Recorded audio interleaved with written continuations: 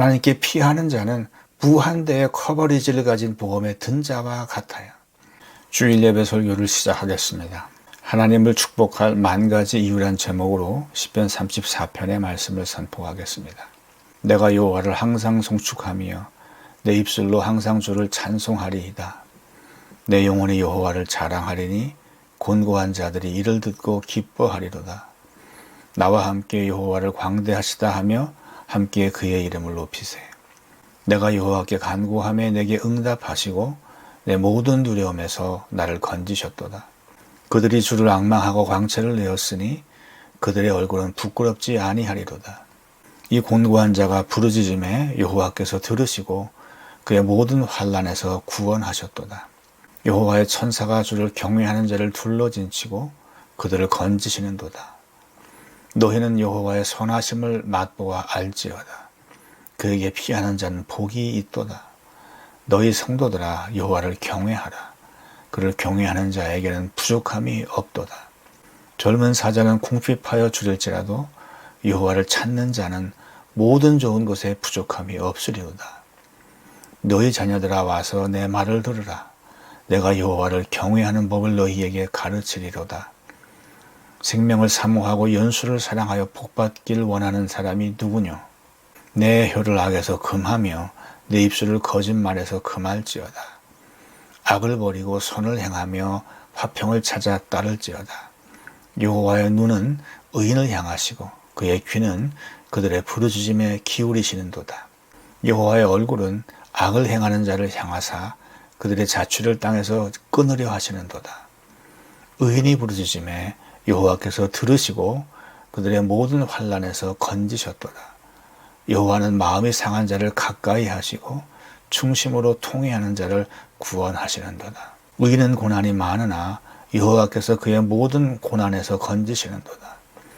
그의 모든 뼈를 보호하시며 그 중에서 하나도 꺾이지 아니하도다. 악이 악인을 죽일 것이라. 의인을 미워하는 자는 벌을 받으리로다. 여호와께서 그의 종들의 영혼을 속량하시나니 그에게 피하는 자는 다 벌을 받지 아니하리로다. 시편 34편에 붙은 표제어는 다윗의 시 아비멜렉 앞에서 미친 채 하다 쫓겨난 뒤 지은 시라고 되어 있어요. 성경에 아비멜렉이라는 사람은 3명 등장해요. 첫째, 아브라함과 이삭 시대의 그랄 왕 시대가 안 맞죠. 둘째, 사사 시대 기드온의 아들 왕조 시대 이전이니 역시 시대가 안 맞죠. 셋째, 다윗 시대 대제사장 아비아달의 아들 시대는 맞는데 신분이 다르죠. 그러니까 표제어에 기록된 아비멜렉은 이름이 잘못된 거예요. 다윗이 살기 위해 도망쳤을 때 그때 블레셋 가드 왕의 이름은 아기스예요. 다윗은 사울로부터 도망치고 있었어요. 추격을 따돌리기 위해 황무지를 통과하느라 사흘을 굶었고 거의 아사 직전에 노베 도착해요. 거기서 제사장 아히멜렉으로부터 제사장만 먹을 수 있는 거룩한 빵, 진설병을 받아먹고 기운을 차린 뒤 다시 도망쳐요. 그렇게 도착한 곳이 블레셋 가드예요. 블레셋 가드가 어디예요? 골리앗의 고향이잖아요. 가드 사람들한텐 다윗은 철천지 원수예요. 거기로 왜 도망갔어요? 선택의 여지가 없었어요. 그만큼 절체절명의 위기였어요. 다윗의 갑작스러운 망명에 가드왕 아기스도 당황했어요. 이 일이 어찌된 일인지 알아보려 하자 신하들 얘기가 이는 그 땅의 왕 다윗이 아니니까 무리가 춤추며 이 사람의 일을 노래하여 이르되 사울이 죽인 자는 천천히요 다윗은 만만이로다 하지 아니하였나이까 그래요. 분명 왕은 사울인데 실세는 다윗이래요. 이건 뭔가 함정수다라고 생각하며 신하들이 잔뜩 겁을 집어먹은 거죠. 그러자 아기스 왕도 두려워하기 시작해요. 수군수군 되는 게 뭔가 느낌이 쎄하니까 다윗이 미친 채 연기를 해요. 그러자 블레셋 가드 왕 아기스가 다윗의 연기에 속아 그를 죽이지 않고 저 미친놈 내쫓아라 해서 살아남을 수가 있었어요. 이 역사적 사건이 이 시의 배경이에요. 1절에서 하나님을 축복하라, 하나님을 찬양하라 그래요. 그 이후 나머지 구절들은 하나님을 왜 축복해야 하는지, 하나님을 왜 찬양해야 하는지 그 이유에 대한 설명들이에요. 오늘은 하나님을 축복할 10,000가지 이유라는 제목으로 시편 34편의 말씀을 증거하겠습니다. 내가 여호와를 항상 송축하며 내 입술로 항상 주를 찬양하리이다. 송축한다는 말은 축복한다는 말이에요. 이 단어는 한글 성경에만 나타나는 대단히 잘못된 번역 가운데 하나예요. 한글 성경을 최초로 번역할 때 번역자들은 인간이 하나님을 축복한다는 개념을 도저히 받아들일 수가 없었어요. 너무 외람된 것 같아서.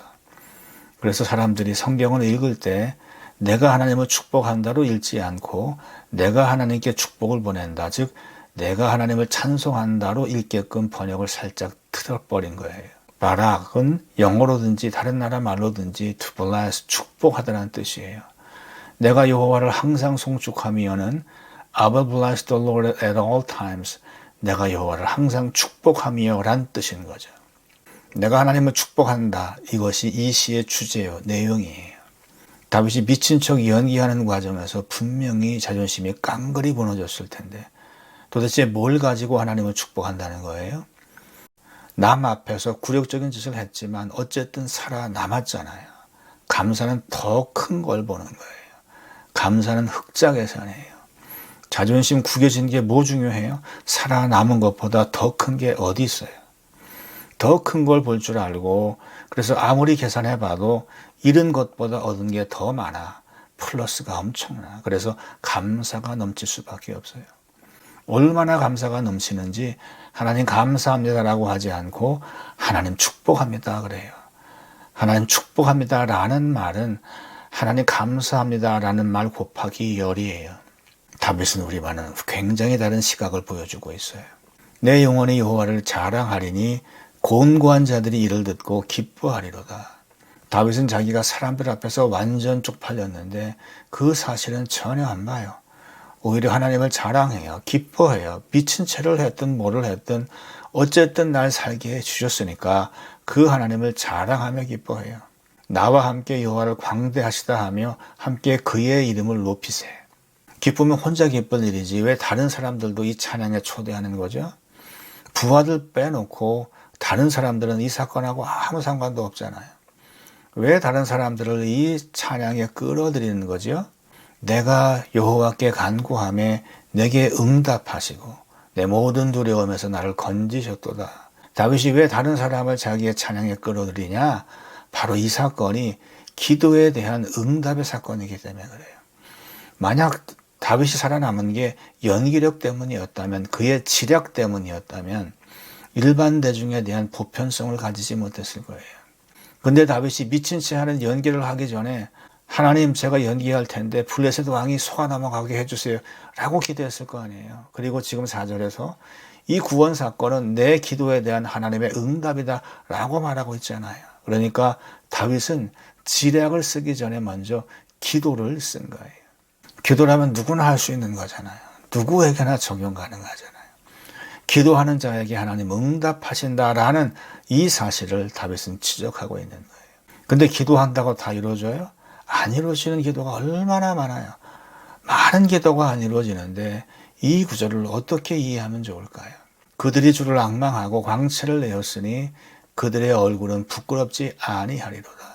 그들이 주를 앙망하고 그들이 주를 바라봤어요. 가장 좋은 기도 전략이 뭐냐? 주만 바라보는 거예요. 주만 바라보기 때문에 다른 게 하나도 눈에 안 들어와요. 그들은 오직 하나님만 바라보고 기도했어요. 다른 대안이 없으니까. 이런 자세로 기도했더니 무슨 일이 벌어졌냐? 광채를 내었으니 하나님의 영광을 본 거예요. 그들의 얼굴은 부끄럽지 아니하리로다. 그들의 기도가 이루어졌어요. 하나님만 바라보고 기도하니까 그 기도가 이루어진 거예요. 이 곤고한 자가 부르짖음에 여호와께서 들으시고 그의 모든 환난에서 구원하셨도다.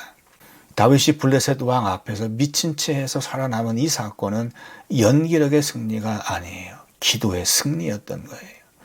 오직 하나님만 바라보고 기도하니까 하나님이 이루어 주신 거죠. 여호와의 천사가 주를 경외하는 자를 둘러진치고 그들을 건지시는도다. 여기서 주를 경외하는 자는 오직 하나님만 바라보고 기도한 자랑 같은 뜻이에요. 경외가 곧 기도고 기도가 곧 경외예요. 하나님만 바라보고 기도하는 게 곧 경외인 거예요.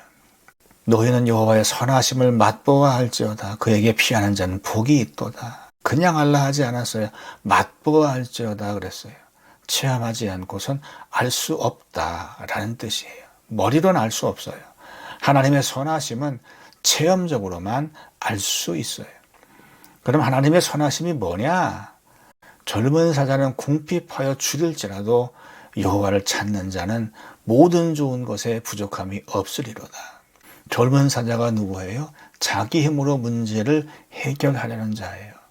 왜 다윗이 광야에서 사흘을 헤매며 쫄쫄 굶었어요? 자기 힘 의지하다 그랬어요. 그러다가 깨닫고 기도했어요. 여호와를 찾는 자가 됐어요. 그랬더니 모든 좋은 곳에 부족함이 없게 된 거예요. 이 사건에서 다윗은 여호와의 선하심을 맛보아 알게 된 거예요. 여호와의 선하심을 맛본다라는 게 바로 이거예요. 능력이 없어서 기도했더니 능력 있는 자보다 더 멋지게 살더라, 이런 얘기예요. 기도하는 자는 더 능력 있게 살 수 있어요. 근데 실제 삶이 어디 그래요? 아무리 기도해도 안 좋은 것들로 채워질 때가 얼마나 많아요. 도대체 기도하는 자의 삶은 모든 좋은 것으로 채워진다는 구절을 우리는 어떻게 이해해야 할까요? 다윗이 압살롬의 반란으로 왕궁을 버리고 쫓겨갈 때 사울 집안의 사람 시므이가 줄곧 따라오면서 돌팔매질을 하며 저주해요. 그러자 다윗의 장수 아비새가 이렇게 말해요. 저 죽은 개뼈다귀만도 못한 놈의 머리를 잘라올까요? 그러자 다윗이 그래요.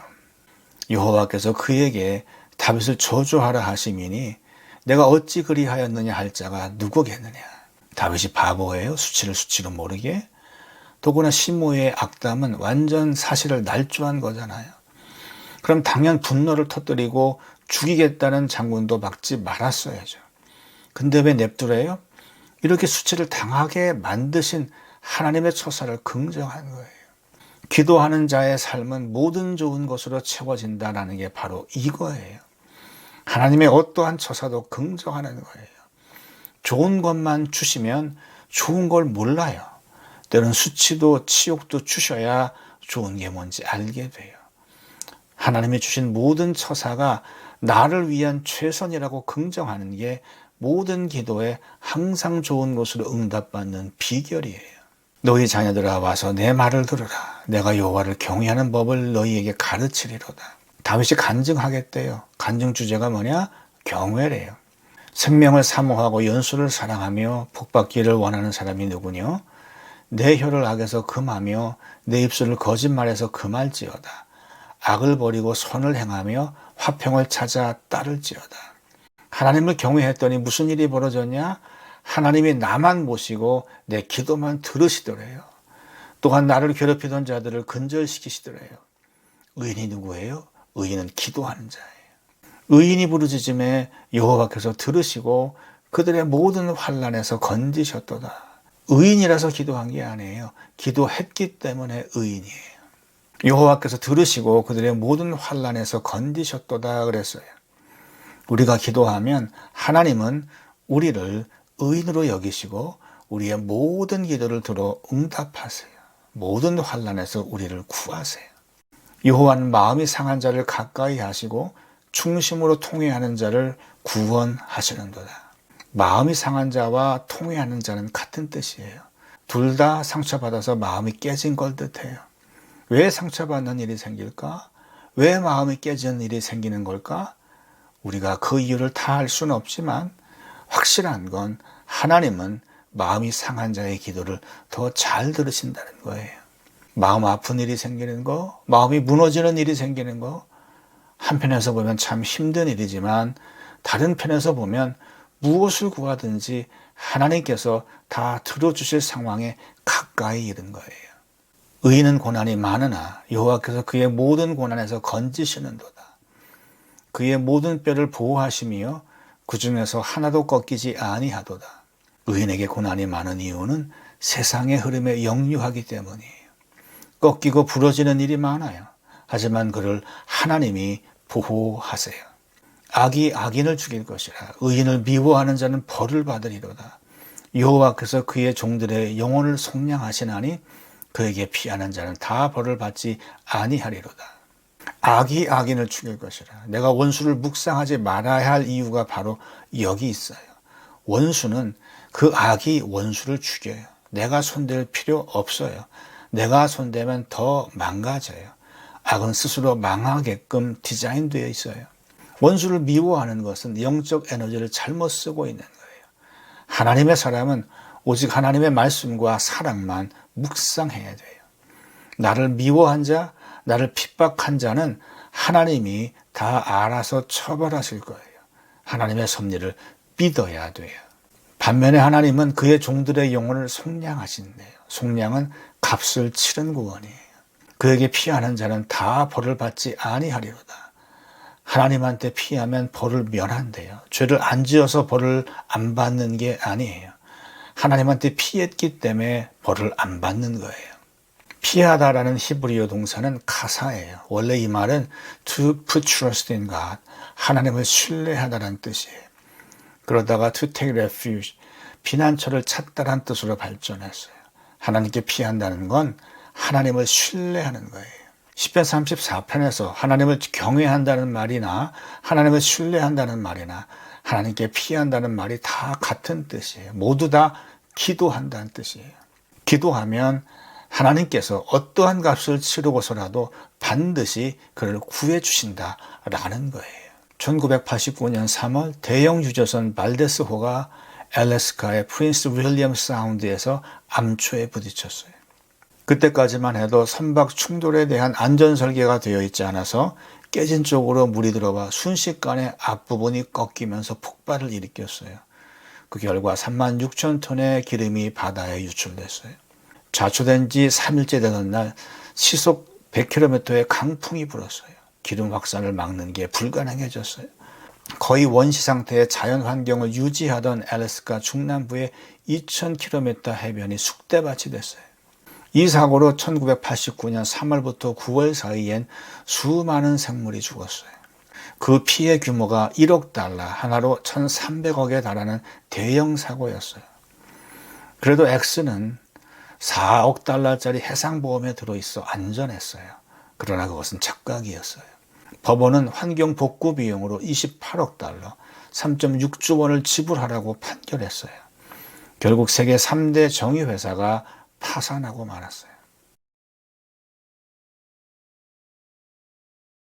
하나님께 피하는 자는 무한대의 커버리지를 가진 보험에 든 자와 같아요.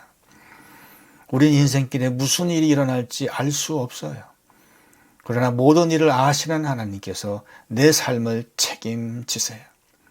암초에 부딪혀 깨질 수는 있어도 결코 파산하지 않아요. 시편 34편은 온통 기도와 그 응답에 대한 얘기예요. 내가 기도했더니 하나님이 응답하셨다, 날 살리셨다, 이런 내용을 구구절절히 시로 써놓은 거예요. 우린 하나님을 축복할 10,000가지 이유를 가지고 있어요. 어떤 일들은 생각했던 것보다 더 잘 되고 다른 일들은 기도했는데도 무너져요. 잘 되기만 하면 축복이 축복인지 몰라요. 하나님을 신뢰하며 기도하셔서 하나님을 축복할 10,000가지 일들을 노래하는 자가 되시기를 축복합니다.